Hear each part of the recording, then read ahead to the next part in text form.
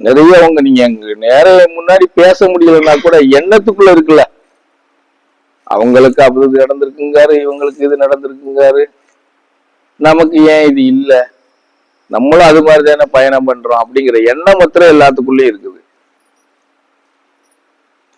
அதுக்குதான் நான் மத்தியானம் அங்கனுக்குள்ள கோடிட்டு காமிச்சேன். மாலை போட்ட காலத்துல நீங்களும் மாலை போட்டீங்க, அவங்களும் ஒரு 8 பேர் 8 பேரோ 10 பேரோ போட்டாங்க. அதுல 2 பேர் குழந்தைங்கன்னு நினைக்கிறேன், 3 பேர் குழந்தைங்கன்னு நினைக்கிறேன். அவங்களுக்கு யாருக்குமே எதுவுமே நாங்க நினைச்ச காரியம் பின்னுக்கு போகல. அமாவாசைக்கு முன்னாடியே எல்லாருக்கும் அது சாத்தியமாயிருச்சு. எப்படி சாத்தியமாயிருச்சு. அதை விட இன்னொரு விஷயம்னா அந்த குழந்தை இங்க வரவே இல்லை, பிரசவமாயிருக்கு. 8 மாசத்துலயே ஏதோ பிரச்சனையாகி குழந்தைய எடுத்துட்டாங்க.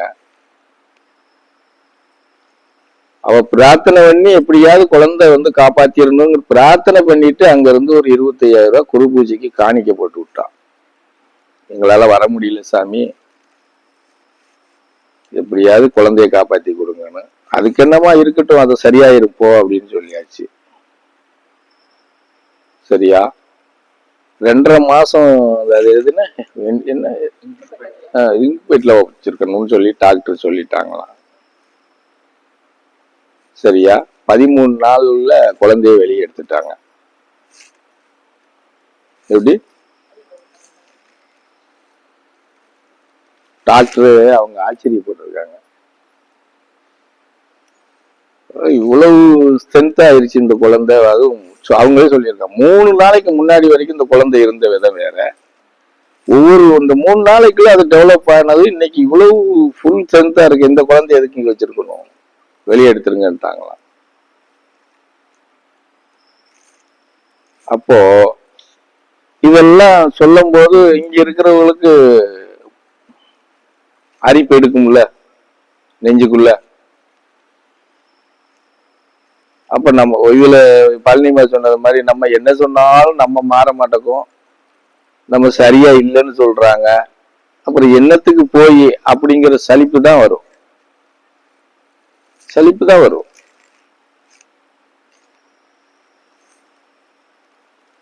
புரியுது சொல்றது? அப்போ நம்ம மாறணும்னு பல தடவை சொல்லியிருக்கிறோம். முதல்ல நீங்க மாறுங்க, நீங்க மாற்றத்துக்கு வந்தாதான் மாறுதல் உருவாகும்னு சொல்லியிருக்கேன். எப்படி போனாலும் ஒவ்வொரு பூஜையிலையும் சொல்லியிருப்பேன். ஏன் மாற முடியல உங்களால? எனக்கு அதுக்கு மாத்திரம் காரணம் சொல்லுங்க. சொல்லுமா, பழனிமாவே சொல்லுமா, ஏன் உங்களால மாற முடியல? அதாவது எப்படின்னா, நீ முழுமையா சித்தாந்தவாதியா மாற வேண்டாம், அது உங்களால சாத்தியப்படாது. சரியா? சித்தாந்தவாதியா மாறுறதுக்கு உங்களால சாத்தியப்படாது, அது நடக்காத காரியம். தீவிர பக்தியா மாறலாம்ல, மாறலாமா மாறக்கூடாதா? தீவிர பக்தியாவோ மாறிட்டீங்கன்னா அந்த இடத்துல உனக்குள்ள விசுவாசம் பெருகிடும். விசுவாசம் எப்படி இருக்குங்கிறது நான் உங்களுக்கு உதாரணமா இங்க எடுத்து காட்டணும்னா, நீங்க மகாவைத்தான் உங்களுக்கு குருவா வச்சுக்கிறணும். விசுவாசத்தை நீங்க கத்துக்கிறணும்னா மகாட்டத்தான் கத்துக்கிறணும். உங்களை விட சின்ன குழந்தை, எப்படி பாதி வயசு கூட இல்ல, இன்னும் சொல்ல போனா பிறவி பலன்னு எடுத்துக்கிட்டா அவ முதல் நம்பர் 1.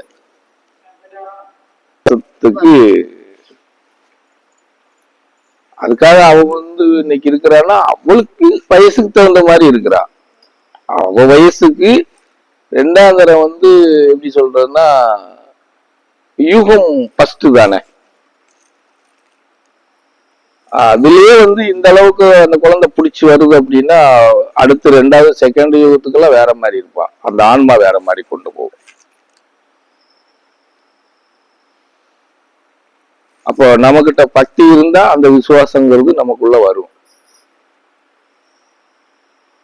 அப்ப ஏன் இல்ல?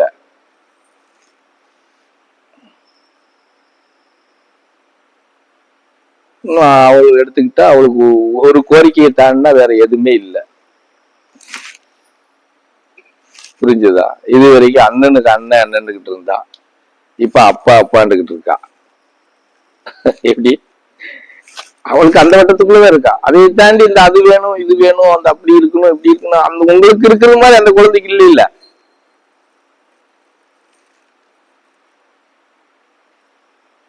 புரியுதா நான் சொல்றது?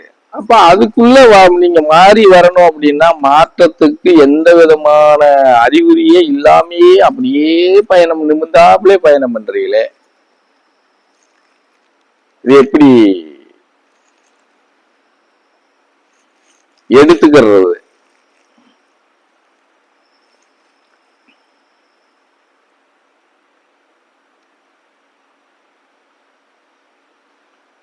அதாவது எப்படி மாறணும்னு சொல்றேன். பல தடவை சொல்லி இருக்கிறேன், அதை பெருசா எடுத்துக்கிறது இல்லை. நீங்க சித்தாந்தத்துல பயணம் பண்ணும் போது உங்களுக்குள்ள மாற்றத்தை நீங்க கொண்டு வரணும்னா கம்பல்சரியா காலையில அந்த 20 நிமிஷமோ 40 நிமிஷமோ நீங்க உட்காந்து பிரார்த்தனை பண்ண கத்துக்கிறணும். 4 மணினா 4 மணிக்கு எந்திரிச்சு 5-10 நிமிஷம் முன்ன பின்ன இருக்கலாம். புரியுதா? அதே மாதிரி இரவுல படுக்க போகும்போது 9 மணிக்கு மேல அதே மாதிரி பிரார்த்தனை பண்ணிட்டு இறைவனுக்கு ஒரு நன்றியை சொல்லிட்டு தூங்க போகலாம். இதை கண்டினியூ பண்ணணும். ஒரு நாள் கூட தவறாம பண்ணினால் மாத்திரம்தான் உங்களுக்குள்ள அந்த மாற்றம்ங்கிறது உருவாகும். ஆனா நீங்க பண்றீங்களா இல்லையே? எல்லாமே சொல்லி கொடுத்தா கூட அந்த மாற்றத்தை கரெக்டா கொண்டு வர்றதுக்கு இதுதான் வழிமுறை. எப்படின்னா ஒரு தீவிர அனுதாவியாவோ இல்ல ஒரு பக்தனாவோ மாறக்கூடிய தன்மைக்கு வரணும். அப்படி வந்துருச்சுன்னா நான் உண்மையை தான் சொல்றேன், வாரத்துல ஒரு நாள் கூட இந்த மூஞ்சியை பார்க்காம உங்களால வீட்டுல இருக்க முடியாது. எப்படி இருக்க முடியாது? அது ஆணா இருந்தாலும் சரி பெண்ணா இருந்தாலும் சரி. இன்னைக்கு அவங்க ஜெயிக்கிறாங்கன்னா அதுதான் காரணம். அந்த இருந்த காலத்துல அவங்க இருந்தது அப்படிதான். எத்தனை வேலை இருந்தாலும் சரி சனி ஞாயிறுல எல்லாரும் வந்து சேர்ந்துருவாங்க. புள்ள குட்டி எல்லாம் வந்து சேர்ந்துரும். திங்கக்கிழமை காலையில தான் எல்லாம் போகுது. அதுவும் முடியல வர முடியலன்னு சொன்னாலும் சரி சாயந்தரமாவது வந்து விழுந்து பொத்துன்னு வந்து விழுந்துருவாங்க. ஏதாவது ஒரு நெருக்கடி வந்துருச்சு, வீட்டுல வேலை இருக்கு இல்ல ஏதோ. எத்தனையோ சொந்தக்காரங்க வீட்டு பங்கனுக்கு போயிட்டு கூட மத்தியானத்துக்கு மேல நாங்க சபைக்கு போயாகணும்னு வந்தவங்க எல்லாம் இருக்காங்க. அதுதான் தீவிர பக்தியும் விசுவாசமும் நிறைஞ்சவங்க அப்படிதான் இருப்பாங்க.